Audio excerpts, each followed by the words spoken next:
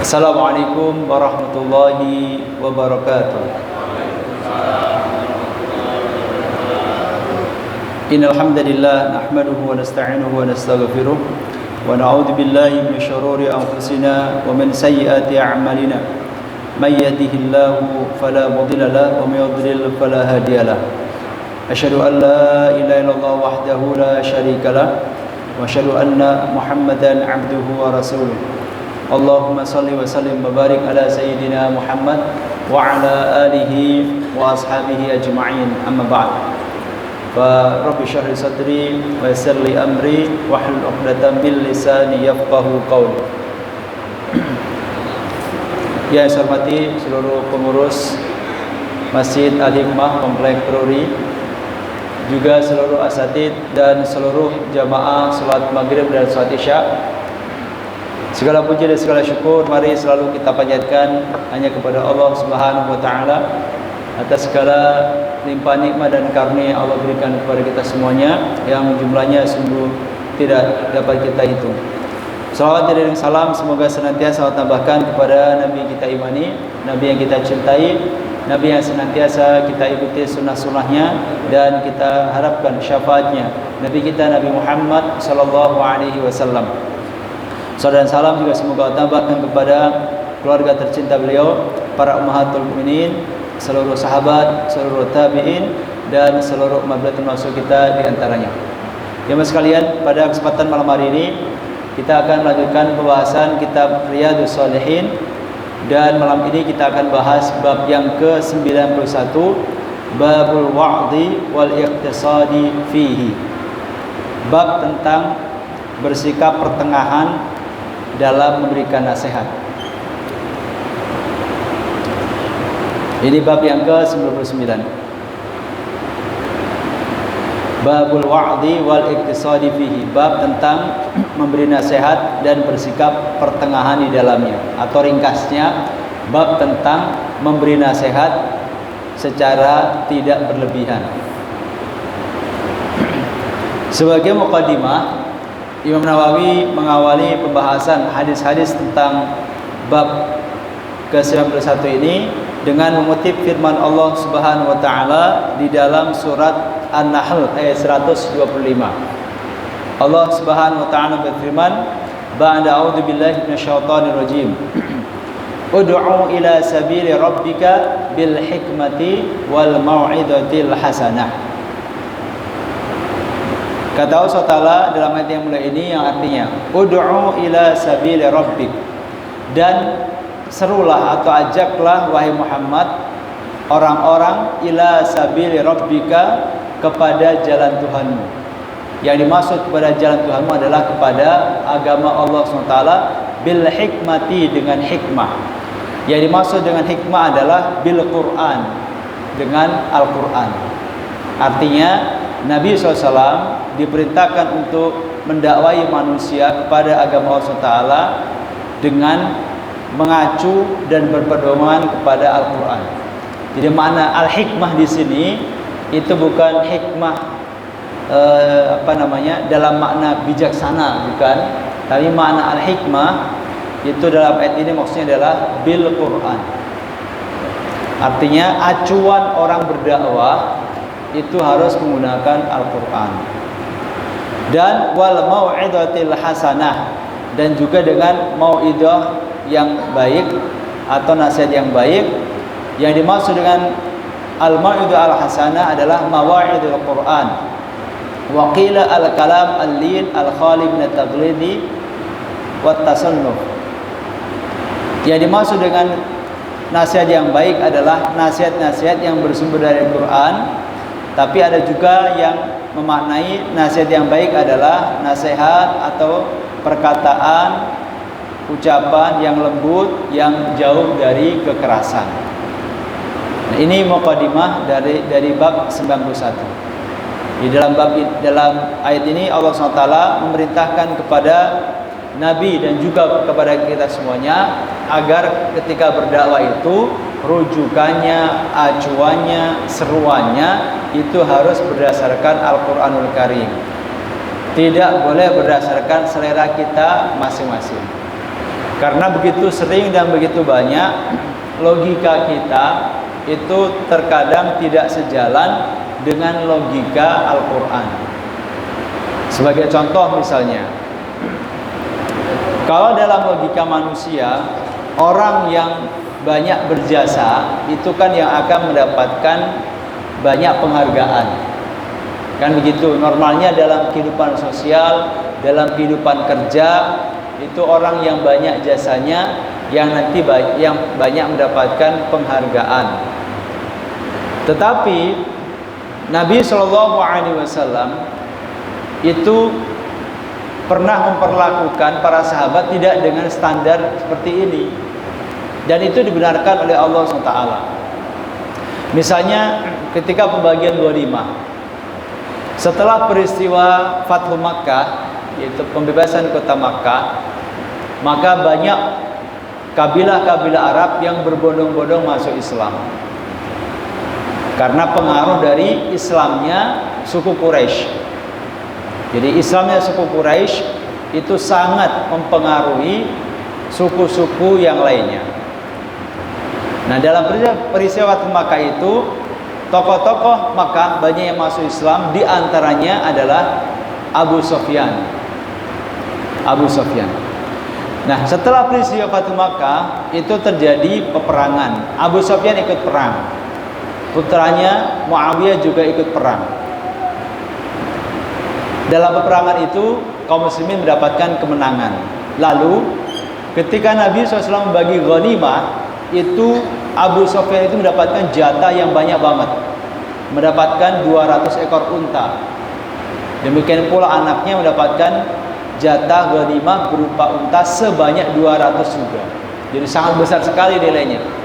Jadi kalau satu untanya itu misalkan 30 juta hari ini misalnya, kali 100 berarti 3 miliar. Kalau 200 berarti 6 miliar satu orang. Padahal Abu Sufyan itu baru masuk Islam kemarin. Boleh dibilang baru hitungan hari. Jasanya ibaratnya belum ada gitu. Tetapi Nabi berikan ghanimah yang banyak kepada Abu Sufyan. Sedangkan kaum muslimin khususnya dari kalangan orang-orang Ansor yang sejak Nabi hijrah ke Madinah itu banyak berkorban untuk Nabi dan juga untuk perjuangan Islam, itu malah banyak yang tidak mendapatkan ghanimah. Ini kalau secara logika orang pada umumnya, Nabi gimana sih? Kok nggak adil? Orang yang jasanya sudah banyak, kok malah nggak dapat ghanimah atau dapat sedikit? Orang yang baru masuk Islam malah dapat banyak. Itu contoh. Ternyata logika kita tidak selamanya sejalan dengan logika Quran dan Sunnah. Nah, Nabi melakukan itu dengan maksud dan tujuan diantaranya untuk semakin mengokohkan keislaman mereka-mereka yang baru masuk Islam. Nah, para sahabat Ansor yang memang sudah dididik oleh Nabi untuk ikhlas dalam perjuangan, mereka tidak protes. Tidak protes mereka, karena mereka selama ini berkorban, berkontribusi, memberikan apa yang mereka punya, baik itu harta, jiwa maupun tenaga, ya semata-mata mengharapkan ridho Allah SWT, bukan mengharapkan ghanimah atau mengharapkan keuntungan duniawi. Nah, ini contohnya. Karenanya dalam berdakwah itu kita harus acuannya Quran, tidak boleh menggunakan acuan yang lainnya.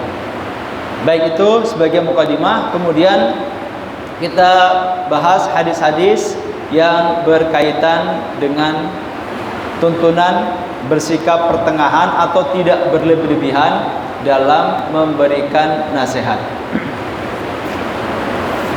Hadis pertama, hadis nomor 699. Bismillahirrahmanirrahim. Wa an Abi Wa'il Syaqiq bin Salamata qala kana Ibnu Mas'ud radhiyallahu anhu yudzakkiruna fi kulli khamisin marrah. Faqala lahu rajul, ya Aba Abdurrahman, lawaditu annaka dzakartana kulla yawm. Faqala ama innahu yamna'uni min dzalika anni akrahu an umillakum wa inni atakhawwalukum bil mau'idati kama kana Rasulullah sallallahu alaihi wasallam yatakhawwaluna biha makhafatas sa'amati alaina. Muttafaqun alaih. Hadis yang pertama, hadis nomor 699. Dari Abu Wa'il, yaitu Syakik bin Salamah, dia berkata, kana Ibnu Mas'ud radhiyallahu anhu yudzakkirna fi kulli khamisin marratan. Dahulu Ibnu Mas'ud, kata Syakik bin Salamah, ini seorang tabi'in. Dia bercerita bahwa dulu Ibnu Mas'ud itu biasa memberikan nasihat kepada kami, memberikan pengajian kepada para tabi'in fi kulli khamisin marratan, sekali dalam sepekan setiap hari Kamis. Jadi Ibnu Mas'ud ini seorang sahabat yang terkemuka. Nah, beliau ini punya kebiasaan ngajar di satu majelis para tabi'in sekali sepekan, itu tiap hari Kamis. Udah rutin seperti itu. Jadi pengajian pekanan. Faqala lahu rajul. Lalu suatu ketika ada seorang laki-laki, seorang jamaah yang bertanya kepada Ibnu Mas'ud, atau lebih tepatnya memberikan usulan dan masukan kepada Ibnu Mas'ud. Ya Abu Abdurrahman, wahai Abu Abdurrahman. Ini adalah kunyahnya Ibnu Mas'ud. Wahai Abu Abdurrahman, lawadittu annaka dzakartana kulla yaum. Sungguh alangkah senangnya aku jika seandainya engkau berkenan memberikan nasihat atau pelajaran atau pengajian kepada kami kulla yaum, setiap hari. Jadi jamaah ini mungkin ngefan banget sama Ibnu Mas'ud gitu. Jadi pengajian sepekan sekali ini dirasa kurang. Jadi beliau bilang, wahai guru, wahai Abu Abdurrahman, lawadittu annaka dzakartana kulla yaum. Alangkah senangnya aku sekiranya engkau berkenan memberikan nasihat, memberikan pelajaran kepada kami kulla yaumin, setiap hari. Jadi enggak sepekan sekali, tapi setiap hari ngisi pengajian di majelis kita. Apa tanggapan Ibnu Mas'ud? Faqal, maka berkata Ibnu Mas'ud, amma innahu yamna'uni min dzalika anni akrahu an umillakum. Adapun usulan itu, maka aku tidak mungkin melakukannya. Aku tidak suka atau tidak mau menjadikan kalian itu cepat bosan. Jadi Ibnu Mas'ud mengomentari, kira-kira ya itu sih usulan baik gitu. Tapi saya tidak mungkin melakukan itu. Karena aku tidak mau menjadikan kalian jadi pada bosan. Jadi usulan baik tentunya kan, minta nasihat atau minta ngisi pengajian tiap pekan. Tapi Ibnu Mas'ud tidak mau mengiyakan permintaan yang bagus itu karena khawatir menjadikan para jamaah jadi bosan. Karena kalau ngaji tiap hari kan lama-lama bosan juga Pak. Jadi udah pas lah sepekan sekali. Wa inni atakhawwalukum bil mau'izati kama kana Rasulullah sallallahu alaihi wasallam yatakhawwaluna biha makhafatas sa'amati alaina. Dan aku akan selalu memberikan nasihat kepada kalian sebagaimana yang dulu Rasul lakukan kepada kami, yaitu sepekan sekali, makhafatas sa'amati alaina, karena Rasul juga khawatir kami bosan. Jadi apa yang dilakukan oleh Ibnu Mas'ud, ngisi pengajian sepekan sekali, itu ternyata meniru apa yang dilakukan Nabi terhadap para sahabat. Di Nabi SAW itu ternyata, kalau berdasarkan hadis ini, itu jadwal rutin pengajiannya, kira-kira seperti itu sepekan sekali. Yang rutin, yang resmi ya, itu sepekan sekali. Tidak tiap hari gitu. Tidak tiap hari ngaji terus, tidak, tapi sepekan sekali. Padahal yang dihadapi Rasul itu sahabat-sahabat generasi terbaik gitu. Yang semangat dan ghirah beragamanya, ghirah thalabul ilminya itu sangat tinggi. Tapi meskipun demikian, Nabi SAW tetap tidak kemudian menjadikan mereka ini diforsir ngaji terus enggak. Karena bagaimanapun juga manusia itu punya rasa bosan. Meskipun orangnya semangat, tapi kalau terus-terusan ngaji tiap hari ya lama-lama bosan juga. Nah itu yang dilakukan Nabi kepada generasi terbaik yang giroh keagamaannya sangat tinggi sekali. Nah itu yang dicontoh oleh Ibnu Mas'ud radhiyallahu anhu. Nah tapi tentu di luar majelis resmi yang digelar oleh Nabi SAW, Rasul setiap saat dan dimanapun beliau berada itu selalu memberikan nasihat. Tapi kalau yang majelis resmi itu kalau berdasarkan hadis ini sepekan sekali. Tapi di luar itu Rasul itu setiap saat memberikan nasihat kepada para sahabat jika diperlukan. Dan para sahabat pun setiap saat juga belajar kepada Nabi dari apa?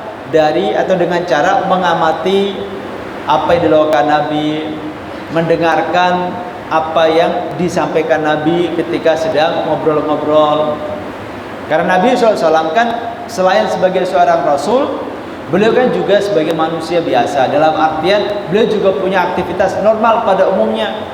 Ya bertetangga, ya bekerja, beraktivitas sebagaimana orang beraktivitas. Nah di sela-sela aktivitas itu Nabi kan tentu terlibat obrolan.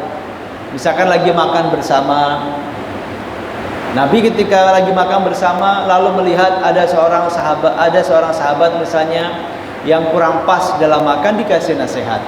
Misalnya suatu ketika Nabi kedatangan tamu, lalu oleh Nabi dijamu tamu-tamu itu, kemudian ada seorang tamu yang makan pakai tangan kiri. Oleh Nabi dinasihati, kul biyaminik, makan dengan tangan kananmu. Nah itu Rasul berikan nasihat. Nah nasihat seperti itu akan diingat dan diperhatikan oleh para sahabat. Nabi lagi naik onta berdua sama sahabat, sembari jalan naik onta, Rasul pun terkadang menyelipkan nasihat. Rasul pernah lagi berjalan, kemudian melewati sebuah kuburan. Di situ ada ibu-ibu lagi nangis. Nangisnya seru sekali. Nabi pun menyempatkan berhenti, lalu berikan nasihat kepada ibu tadi. Wahai ibu, ittaqillaha wasbiri. Wahai ibu, bertakwalah kepada Allah dan bersabarlah. Nabi menyempatkan memberikan nasihat. Pernah di kesempatan yang lain, Nabi SAW berjalan dengan para sahabat, lalu melewati dua kuburan. Lalu Rasul berhenti, lalu mengatakan, innahuma la yu'adzaban. Sesungguhnya dua orang yang ada di kuburan ini sedang disiksa oleh Allah Subhanahu wa taala. Dan keduanya disiksa menurut kalian mungkin bukan karena masalah atau persoalan yang serius, tetapi ternyata sesuatu yang kalian anggap remeh itu menjadikan dia disiksa. Yang pertama disiksa karena semasa hidupnya yang satu ini tidak hati-hati menjaga diri dari percikan air kencing, menjadikan dia disiksa di alam kuburnya. Yang satu lagi disiksa karena dulu ketika hidup itu hobinya mengadu domba orang.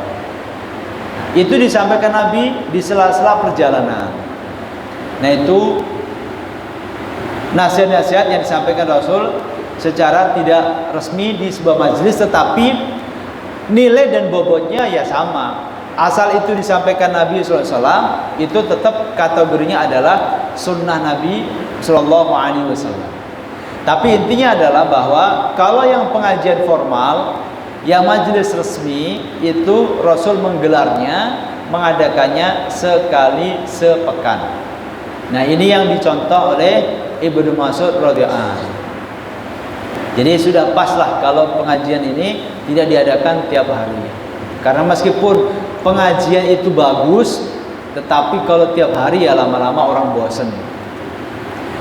Baik, ini hadis pertama.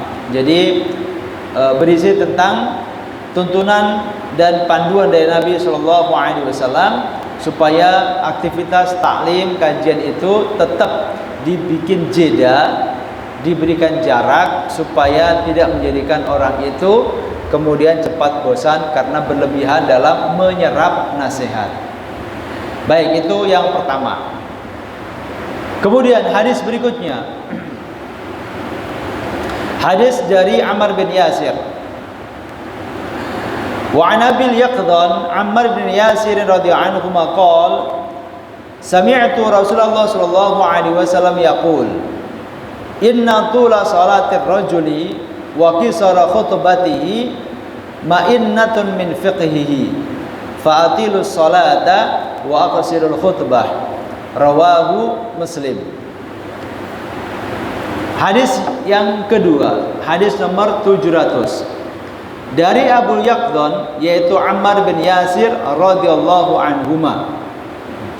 Dia berkata, aku pernah mendengar Rasul sallallahu alaihi wasallam bersabda, Inna tula salatir rajuli, sesungguhnya lama atau panjangnya salat seorang imam, wa qisara khutbatihi, dan pendeknya khutbahnya, ma'innatun min fiqhihi, merupakan tanda kefaqihan atau kedalaman ilmu seorang imam atau seorang khatib. Fa'atilus salata, maka panjangkanlah salatmu, wa aqsirul khutbata, dan pendekkanlah khutbahmu. Rawahu Muslim. Nah, dalam hadis kedua ini Ammar bin Yasir bercerita atau menyampaikan hadis Nabi SAW terkait tentang tuntunan dalam khutbah Jumat.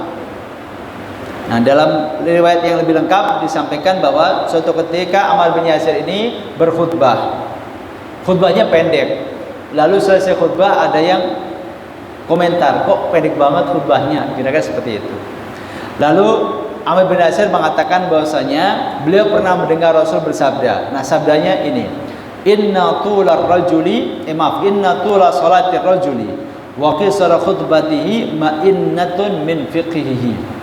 Sesungguhnya panjang atau lamanya salat seorang imam dalam salat Jumat, wa qisara khutbatihi, dan pendeknya khutbahnya, ma'innatun min fiqhihi, itu merupakan bukti atau tanda-tanda kefaqihan atau kedalaman ilmunya.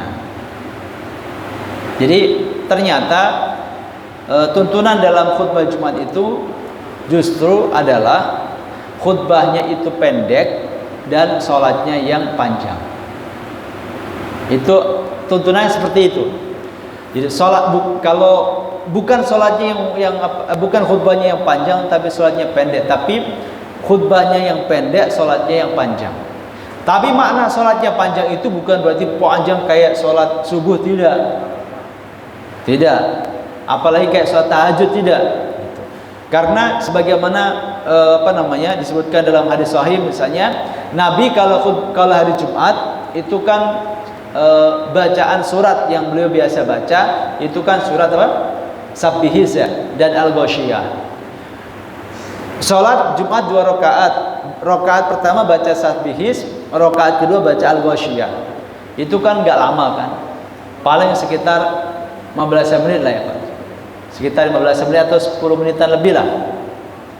Itu standar yang biasa Nabi SAW lakukan ketika sholat Jumat, itu bacaannya lebih kurang seperti itu. Sabbihis rakaat pertama, Al-Ghasyiyah rakaat kedua. Nah, itu sudah cukup panjang. Nah, sedangkan dalam hadis ini tadi disampaikan inna tula salatir rajul, sesungguhnya panjangnya sholat Jumat seorang imam atau seorang laki-laki dan pendeknya khutbahnya itu tanda kefaqihannya. Nah, lalu kata Rasul, fa'atilus salata, maka panjangkanlah sholat Jumatmu, wa aqsirul khutbata, dan pendekkanlah khutbahnya. Nah, panjangnya sholat itu kira-kira seperti tadi yang dilakukan Rasul, itu bacaannya setara bacaan dari surat Sabbihis gitu. Kemudian rakaat kedua Al-Ghasyiyah. Itu yang dimaksud panjang, bukan panjang itu seperti sholat subuh gitu ya. Tidak, tapi panjangnya tetap seperti yang dipraktekkan Nabi dengan bacaan surat Sabbihis dan Al-Ghasyiyah atau yang setara dengan itu. Nah, berarti khutbahnya itu harus lebih pendek dari itu. atau dianjurkan lebih pendek dari itu. Seperti itu. Nah, itu aslinya seperti itu. Nah, kenapa kok praktek di masjid-masjid dan boleh dibilang hampir di semua masjid di seluruh Indonesia, bahkan di luar negeri, itu kok malah khutbahnya yang panjang, sholatnya yang pendek. Di kita masih mending. Di kita kan khutbah 20 menit, 30 itu sudah 2 khutbah. Khutbah pertama dan khutbah kedua. Di beberapa negara, kayak di Arab misalkan, di sebagian negara, tentu tidak seluruhnya, itu malah ada yang khutbah itu 1 jam full. Jadi khutbah itu 1 jam full gitu. Kalau di kita kan hampir nggak ada, Pak ya. Hampir tidak ada di kita khutbah itu 1 jam full, tidak ada. Kabur jamaahnya. Apalagi kalau khutbahnya di masjid misalkan bandara, masjid stasiun, di perkantoran, ditinggal kabur sama jamaahnya. Tidak ada kalau di kita sampai 1 jam. Tapi di beberapa wilayah itu ada yang sampai 1 jam gitu. Nah, ini agak menyelisihi sunnah Nabi SAW gitu. Nah, kenapa Nabi SAW menganjurkan supaya khutbahnya itu pendek? Khutbahnya pendek dan sholatnya itu yang dipanjangkan. Pertama, karena yang menjadi inti dari ibadah sholat Jumat itu adalah sholatnya, bukan khutbahnya. Jadi inti dari sholat Jumat itu adalah khutbahnya, bukan pada inti ibadah sholat Jumat itu adalah sholatnya, bukan khutbahnya. Sehingga yang harus diberikan perhatian lebih itu adalah sholatnya, yang diberikan porsi waktu lebih adalah sholatnya, bukan khutbahnya. Itu yang pertama. Nah, yang kedua, karena yang namanya pembicaraan atau ucapan atau nasihat yang paling bagus itu adalah nasihat yang padat tapi berisi, bukan yang panjang tapi bertele-tele. Itu ucapan atau pembicaraan atau ulasan yang paling baik itu adalah yang ringkas tetapi padat berisi, bukan yang panjang ngalor ngidul, tapi setelah itu yang mendengarkan tadi apa yang disampaikan ya, bukan seperti itu. Karenanya tadi Nabi sampaikan, sesungguhnya panjangnya sholat Jumat maksudnya, dan pendeknya khutbah itu menunjukkan kefaqihan seorang khatib. Karena orang untuk bicara ringkas, padat, jelas itu tidak gampang. Tidak gampang untuk bicara ringkas, padat, jelas, bernas, tidak gampang. Nah, kalau orang bisa menyampaikan pesan dengan cara ringkas, padat, jelas, dan bernas, itu berarti menunjukkan kedalaman ilmunya. Itu yang kedua. Yang ketiga, kenapa di banyak masjid gitu ya, boleh dibilang ya hampir di seluruh negara itu kok khutbahnya yang panjang. Kalau untuk konteks Indonesia itu saya mengamati ada 2 hal. Ini dugaan saya ya, ada 2 hal. Pertama, karena khutbah di kita ini itu kan umumnya muqaddimahnya itu kan 2 kali. Jadi setelah khatib itu membaca innal hamdalillah, misalnya nahmaduhu wa nasta'inu wa nastaghfiruh wa na'udzu billahi min syururi anfusina wa min sayyiati a'malina, kemudian baca syahadat, baca salawat, seruan takwa, kemudian saya itu apa? Diterjemahkan bahasa Indonesia. Kan gitu. Jadi kalau muqaddimah yang pakai bahasa Arab tadi itu kira-kira membutuhkan waktu 5 menit, kemudian diterjemahkan lagi ke dalam bahasa Indonesia bisa lebih dari 5 menit. Jadi untuk muqaddimahnya saja mungkin sudah sekitar 10-an menit. Berarti kan sudah terlihat sendiri kan memakan waktu yang cukup panjang. Itu yang pertama, karena muqaddimahnya double. Habis membaca bahasa Arabnya, kemudian diterjemahkan ke dalam bahasa Indonesia. Yang kedua, boleh jadi ini mungkin inisiatif dari para ulama-ulama atau kiai-kiai zaman dulu. Ini mumpung gitu. Hari Jumat itu kan momen berkumpulnya kaum muslimin dalam jumlah yang banyak sekali.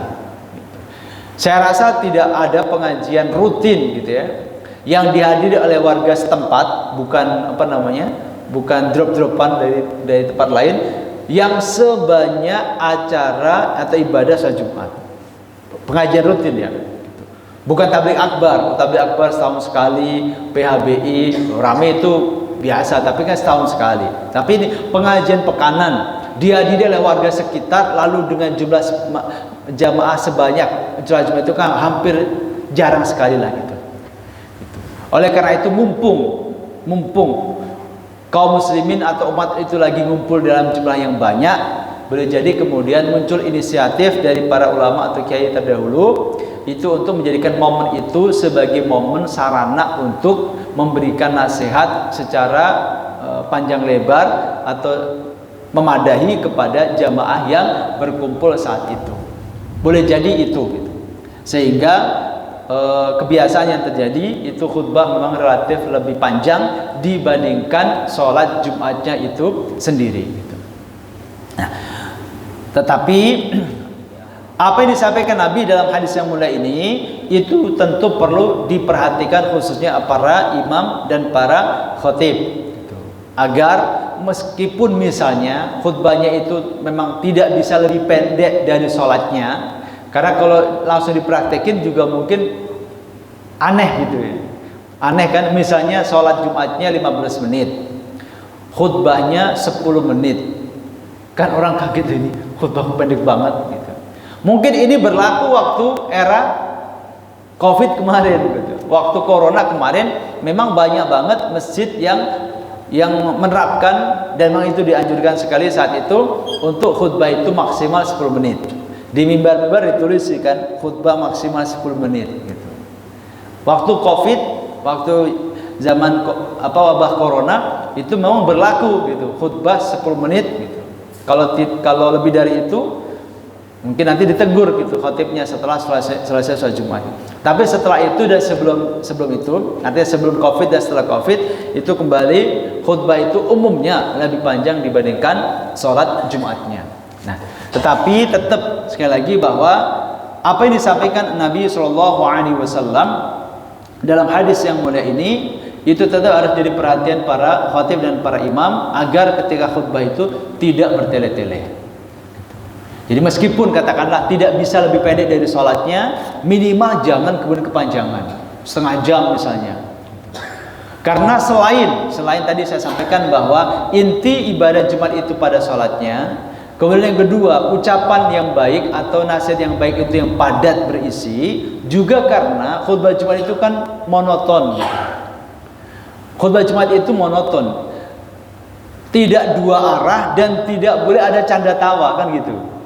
Kalau misalkan pengajian umum, pengajian biasa, setengah jam, sejam setengah, mungkin orang banyak yang masih betah gitu. Karena mungkin bisa sambil gonta-ganti posisi, sambil minum macam-macam. Kemudian penyampaian materinya pun itu kan terkadang tidak terlalu monoton, ada diselingi lucu-lucu dan seterusnya. Tapi kalau dalam khutbah Jumat itu kan monoton, searah kan, yang bicara hanya khatib. Nggak ada tanya jawab, nggak ada interupsi, bahkan ngomong pun kan tidak boleh gitu. Jadi betul-betul monoton, dan penyampainya pun monoton, nggak boleh kemudian diselingi dengan canda tawa. Katakanlah misalkan sewu, ustadz yang lucu sekalipun, misalkan UAS lah ya, Ustadz Abdul Somad, kan ceramahnya banyak lucunya gitu. Tetapi kan kalau khutbah nggak mungkin kan UAS kemudian khutbah ngelucu, kan nggak mungkin. Pasti serius kan gitu. Nah, sehingga kalau kemudian suasana serius itu kelamaan, orang juga lama-lama bosan juga. Sehingga akhirnya banyak yang tidur pules gitu. Nah, itu diantara rahasia atau hikmahnya kenapa Nabi SAW yang sangat bijaksana itu memberikan nasihat kepada kita semuanya, wabil khusus kepada para imam dan khatib, supaya dalam menyampaikan khutbah itu tidak bertele-tele. Dan kalau bisa khutbah itu lebih pendek durasinya dibandingkan sholat Jumatnya. Tapi setidak-tidaknya jika tidak mungkin melakukan khutbah lebih pendek dari sholat Jumat, dan mungkin itu juga agak terasa asing, setidak-tidaknya jangan sampai khutbah itu terlalu panjang sampai sejam, enggak mungkin lah, sampai setengah jam, misalkan itu menurut saya itu sudah cukup panjang lah. Nanti ditambah sholatnya 10 menit, tambah dikit jadi 40 menit, mungkin itu agak kepanjangan kalau untuk ukuran di masyarakat kita. Wabil khusus jika masjid itu berada di lokasi perkantoran, di lokasi tempat transit masyarakat, misalnya di bandara, di stasiun, di terminal, di rest area, tentu harus lebih dipendekkan lagi karena harus memperhatikan hajat dan kebutuhan jamaah yang macam-macam. Gitu. Baik, itu jamaah sekalian hadis tentang tuntunan untuk khutbah secara ringkas. Nah, dari hadis ini itu ada beberapa pelajaran yang dapat kita ambil, sebagaimana dijelaskan dalam syarah berikut ini. Yang pertama, pelajaran dapat kita petik adalah istihbabu italatis salati wa qisaril khutbati li'anna khairal kalami ma qalla wa dalla. Dalam hadis ini terdapat kesunatan untuk memanjangkan salat Jumat dan memendekkan khutbah. Karena sesungguhnya ucapan atau pembicaraan yang paling baik adalah pembicaraan yang qalla wadalla, pendek, ringkas tetapi berisi, jelas. Ya, ringkas tapi jelas. Itulah penjelasan yang paling baik. Ini pelajaran pertama dari hadis yang kedua ini. Jadi anjuran atau kesunatan untuk memanjangkan sholat Jumat dan memendekkan khutbah. Tapi sekali lagi, panjangnya sholat Jumat itu kira-kira standarnya adalah dengan bacaan surat pertama itu sepanjang Sabbihis dan surat kedua sepanjang Al-Ghasyiyah. Bukan berarti panjang itu seperti sholat subuh gitu ya. Misalkan rakaat pertama 1 halaman, rakaat kedua 1 halaman, tidak seperti itu. Tapi seperti yang diperhatikan Nabi itu kira-kira panjangnya atau lamanya itu rakaat pertama Sabbihis, rakaat kedua Al-Ghasyiyah yang setara dengan itu. Yang kedua, as-salatu fil jumu'ati maqsudatun lidzatiha wa fi idhari al-ubudiyah lillahi wal khutbah tawti'atun laha wa tadhkir walidzalika yusraf al-ihtimam wal inayah bima huwa aham. Di dalam ibadah sholat Jumat yang menjadi tujuan utama atau intinya adalah pada sholat Jumatnya, bukan pada khutbah Jumatnya. Karenanya hendaknya waktu yang lebih banyak itu diberikan kepada yang lebih utama, yaitu sholatnya, bukan diberikan kepada khutbahnya. Gitu. Nah, ini dua pelajaran yang dapat kita simpulkan dari hadis kedua ini. Nah, dari kedua hadis yang mulia ini, jemaah sekalian, tergambar oleh kita semuanya tentang pentingnya untuk menyampaikan nasihat itu secara iktisad atau secara pertengahan, tidak berlebihan. Kalau di hadis pertama tadi itu tidak berlebihan secara frekuensi, gitu ya. Secara frekuensi seperti tadi disampaikan Ibnu Mas'ud, beliau itu ngisi pengajian di majelisnya para tabi'in itu sepekan sekali, biasanya setiap hari Kamis. Itu berarti frekuensinya sekali sepekan. Nah, di hadis kedua pertengahannya itu dalam bentuk durasinya, jangan kepanjangan. Sepekan sekali kalau panjang juga tidak baik kan gitu. Jadi intinya adalah manusia itu bagaimanapun juga tabiatnya itu selalu punya sifat bosan. Kalau baru pertama memang bergairah, apalagi non sewu ketika orang yang selama ini jauh dari agama, bertahun-tahun dia jauh dari agama, kemudian mendapatkan hidayah Allah SWT, dia kemudian semangat untuk mempelajari Islam. Mungkin dia di awal-awal proses taubat dan hijrahnya itu semangat ngajinya memang luar biasa, ngaji kusono kemari, dimanapun ada majelis didatengin gitu. Mau pagi, siang, malam didatengin, mau hujan, mau panas berangkat. Itu awal-awal. Tapi sekali lagi, yang namanya manusia, yang namanya orang itu pasti memiliki rasa bosan.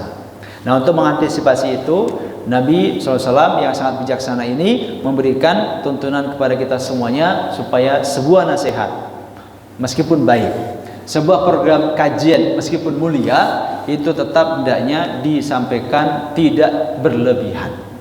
Pun kita jangan kemudian ketika kita sedang merasa sangat bersemangat gitu, lalu menilai orang lain yang kurang semangat itu dengan penilaian yang negatif atau meremehkan gitu.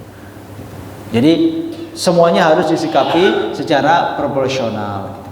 Baik jamaah sekalian, saya rasa mungkin itu dulu pembahasan kita pada kesempatan malam hari ini. Dua hadis dari babul wa'dhi wal iqtisadi fihi, bab tentang memberikan nasihat dan bersikap pertengahan dalam melakukannya, artinya tidak berlebih-lebihan. Mudah-mudahan apa yang kita bahas pada kesempatan malam ini manfaat untuk kita semuanya.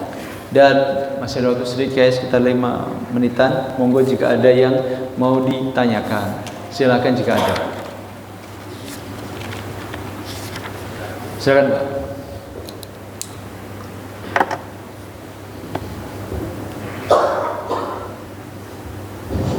Terima kasih. Sebelumnya Assalamualaikum warahmatullahi wabarakatuh. Waalaikumsalam warahmatullahi wabarakatuh.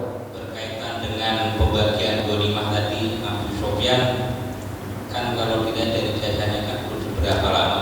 Iya. Apakah dengan serta merta dibagi sebanyak itu Abu Sofyan itu menerima begitu aja, enggak menanyakan kenapa saya dibagi banyak?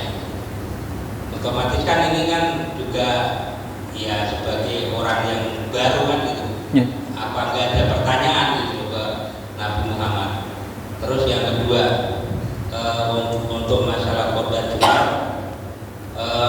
saya pernah mengikuti khotbah Jumat itu tanpa penerjemahan bahasa Indonesia, dan itu langsung bahasa Arab, dan itu pun sangat pendek. Itu abdulnya dengan terjemahan ataupun dengan tidak, dengan komunitas atau jamaah yang berbeda-beda. Yang ketiga, mungkin dengan adanya tadi khotbah yang panjang yang saya alami waktu masih kerja ya, itu ada hal positifnya, karena kita sebagai pekerja kan waktu untuk istirahat, untuk nyampe ke masjid kan memerlukan waktu ya. Jadi masih datang ke masjid, jadi masih sempat mendengar khotbah. Tapi kalau dengan khotbah yang singkat, kita sebagai pekerja atau mungkin yang di kantor kantor begitu masuk masjid mungkin udah komat gitu. Begitu Ustaz, ini penjelasannya. Demikian, Assalamualaikum warahmatullahi wabarakatuh. Waalaikumsalam warahmatullahi wabarakatuh. Ya, yang pertama terkait dengan Abu Sofyan yang menerima ghanimah dalam jumlah banyak, itu apa beliau nggak nanya, Rasulullah kok saya dapat banyak banget, apa nggak nanya kayak gitu? Tidak, beliau tidak nanya. Bahkan dalam riwayat itu disebutkan Abu Sofyan itu malah ngumumin ke yang lain bahwasanya dia dapat banyak gitu, mengajak yang lain yang belum masuk Islam supaya masuk Islam, karena dia ngerasa saya yang baru masuk Islam saja sudah mendapatkan perhatian yang begitu besar dari Nabi SAW. Masuk Islam, nanti dapat nih, kayak saya nih baru masuk dapat unta banyak. Itu sebagai sahabat yang baru masuk Islam dan mendapatkan ghanimah banyak itu malah ini kemudian nyemangati yang lain yang belum masuk Islam supaya pada masuk Islam. Dan di situ tujuan Rasul tercapai. Memang di antara hikmah dan rahasia kenapa Nabi memberikan ghanimah yang cukup besar nilainya kepada mereka-mereka baru masuk Islam, itu mau pertama untuk mengokohkan keimanan mereka, supaya semakin mantap dengan pilihan Islam mereka. Yang kedua, supaya mereka semakin merasa diperhatikan oleh Islam, oleh kaum muslimin, oleh Rasul secara khusus gitu. Inilah yang dalam bab tentang zakat itu disebut sebagai mu'allaf. Jadi mu'allaf itu orang yang ingin dijinakkan hatinya, ingin diambil hatinya. Jadi mu'allaf itu dari kata allafa yu'allifu ta'lifan, mu'allif. Mu'allaf itu maknanya adalah orang yang ingin diambil hatinya, supaya orang yang mungkin tadinya Islamannya itu belum mantap sekali, ketika mendapatkan zakat, kalau dalam bab zakat, kalau dalam ghanimah mendapatkan ghanimah, itu semakin kokoh dan mantap dengan pilihan Islamnya. Itu maksudnya seperti itu gitu, di antara hikmahnya. Nah, Abu Sofyan nggak nanya, Kenapa kok beliau dapat banyak? Yang jelas kan Abu Sufyan sadar bahwa ini dari Rasul, pasti halal. Pasti halal. Itu yang pertama. Jadi nggak nanya. Bahkan dalam riwayat itu sahabat yang mendapatkan yang dapat banyak kan bukan hanya Abu Sufyan ya, tapi ada yang lain. Itu mengajak-ngajak yang lain, masuk Islam. Dapat banyak nanti, dapat ghanimah nanti, dapat harta nanti. Gitu. Seperti itu. Memang motifnya jadi sekilas dan pertama seolah-olah motifnya duniawi. Itu nggak masalah gitu. Jadi terkadang memang ada cara-cara untuk meraih simpati orang itu dengan cara iming-iming yang bersifat dunia pada awalnya. Tapi nanti lama-lama setelah orang itu rutin dan istiqomah belajar Islam, lama-lama dia kemudian masuk Islamnya bukan lagi faktor duniawi. Gitu. Dan itu yang dialami Abu Sufyan. Memang Abu Sufyan pertama kali masuk Islam itu semakin mantap karena mendapatkan ghanimah banyak. Tapi setelah itu beliau sangat mencintai Islam. Jadi keislamannya setelah itu, keislaman Abu Sufyan setelah itu sangat bagus sekali keislamannya. Beliau menjadi salah seorang sahabat yang sangat terkemuka. Nah, jadi memang terkadang proses orang untuk menjadi soleh, menjadi baik itu terkadang mungkin ada iming-iming dulu. Nah, maka saya pernah sampaikan, termasuk misalkan program nasi Jumat. Program nasi Jumat yang ada di masjid-masjid itu mungkin ada sebagian jamaah, entah itu anak-anak atau dewasa, yang Jumatannya karena di masjid A, masjid B itu ada nasi Jumat dan nasinya keren-keren, nasi bok yang keren-keren gitu. Akhirnya dia Jumatan rutin. Kemarin jarang atau mungkin nggak pernah, tapi begitu ada di satu masjid itu rutin pembagian nasi Jumat, akhirnya dia Jumatan terus. Nggak apa-apa, awalnya seperti itu. Tapi ketika dia Jumat pertama datang, Jumat kedua datang, ketiga, keempat, kelima, gitu. Lalu dia juga menyimak khutbah, kan pelan-pelan insya Allah mendapatkan hidayah. Akhirnya motifnya yang awalnya ingin mendapatkan nasi, karena sudah mendapatkan hidayah, akhirnya dia pun Jumatan dengan motivasi keimanan. Nah, tidak apa-apa. Itu yang pertama. Yang kedua, khutbah Jumat tanpa terjemah. Dari awal sampai akhir pakai bahasa Arab dan biasanya baca teks. Apakah itu boleh? Boleh. Itu dibolehkan. Kalau memang seperti itu dibolehkan membaca teks bahasa Arab semuanya. Cuman memang maksud dari mauidahnya, maksud dari tujuan atau isi khutbahnya tidak sampai. Berapa banyak dari jamaah Jumat itu yang paham isi khutbahnya kan gitu. Kalau soal sahnya sah gitu. Tapi kalau dari sisi asas kebermanfaatan dan faedah khutbahnya menjadi kurang. Khawatirnya yang baca juga nggak paham gitu. Khawatirnya yang baca juga tidak paham gitu. Jadi untuk efektivitasnya dan kebermanfaatannya ya sebaiknya seperti yang sudah lazim lah di masyarakat kita, ada bahasa Arabnya khususnya seruan takwanya, baca salawatnya dan seterusnya. Tetapi untuk mauidahnya, nasihatnya tetap disampaikan dengan bahasa kita, bahasa Indonesia atau bahasa daerah supaya terjangkau.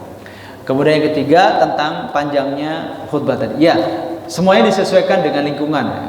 Kalau misalkan terlalu pendek, apalagi kalau adzan duhurnya itu jam 11:30 lewat sedikit misalkan, lalu masjid itu ada di wilayah perkantoran atau dekat kantor, jam 11:30 lewat 10 sudah duhur, kemudian adzan langsung khutbah jam 12:15 misalnya, kemudian pendek khutbahnya jam 12 sudah selesai khutbah, sedangkan sebagian kantor istirahatnya baru jam 12. Tentu ini kurang baik gitu ya, menjadikan para jamaah yang masih kerja itu menjadi ketinggalan. Jadi tetap panjang pendeknya tadi itu relatif disesuaikan dengan kondisi di mana masjid itu berada. Tapi prinsip umumnya khutbah itu sebaiknya jangan panjang-panjang, karena inti ibadah Jumat ada di sholatnya. Yang kedua, nasihat itu yang paling baik disampaikan padat berisi. Yang ketiga, karena khutbah itu monoton sehingga orang tidak akan betah dengar lama-lama. Demikian ya. Awal misal. Demikian, berikan maaf, akhirul kalam. Assalamualaikum warahmatullahi wabarakatuh. Assalamualaikum warahmatullahi wabarakatuh.